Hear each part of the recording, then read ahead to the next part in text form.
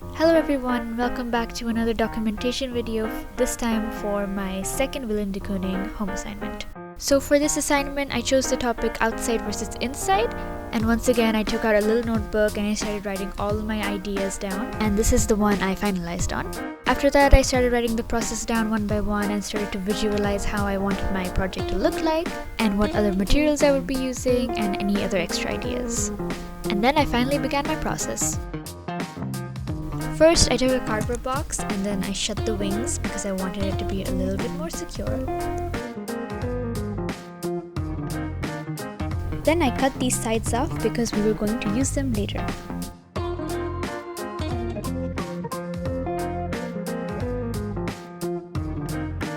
I wanted to get rid of the logo, so I covered it up with some black paint. And here's how it dried out. Then I took some of this brown and cream blend and I started to slowly paint these rectangles with a flat brush. It gave it a very simple brick-like structure.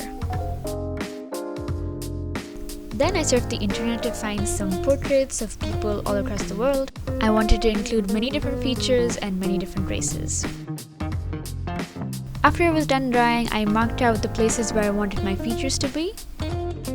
This was because I wanted my collage to have some sort of pattern to it. Then I took some scissors and I started to cut out each and every facial feature from all of my portraits. I made some glue water and then I started to stick the features onto the box from big to small.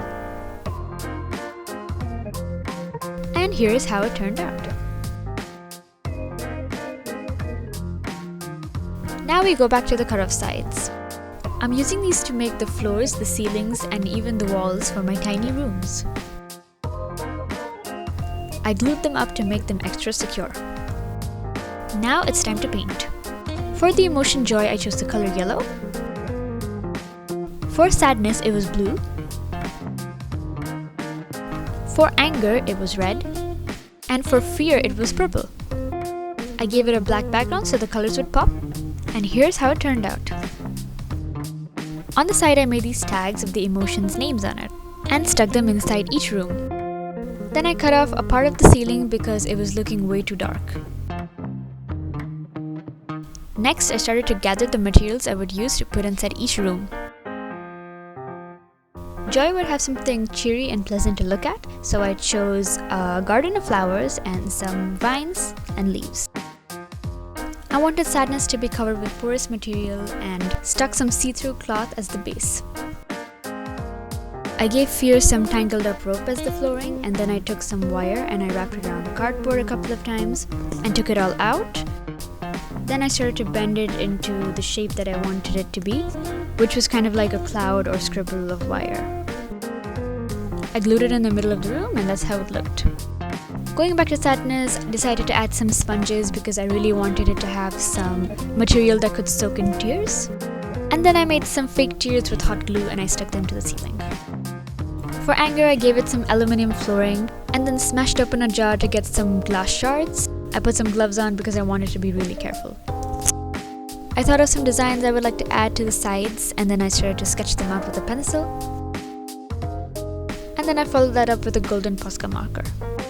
The designs were basically an interconnection of neurons and nerves. And this is how the sides turned out at the end.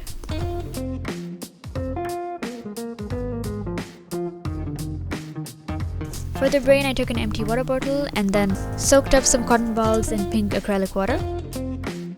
I started to glue the cotton balls onto the water bottle one by one.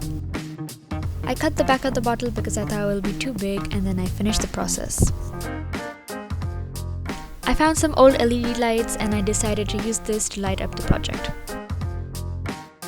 I started to stuff them inside the brain and then stuck the remaining wire around the rooms.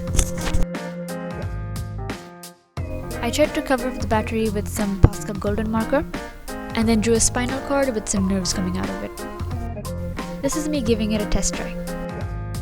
And here is the final product.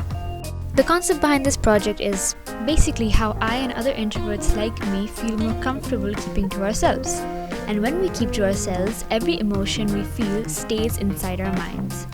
So because of this, the mind feels like home. So this is an outside and inside look at the place we experience and explore every emotion. Again, thank you so much for giving me the opportunity to explore and create this project. I really did enjoy the crafting process. Thank you for viewing this video and for going through the rest of my application. I hope to see you in the next semester. Bye bye!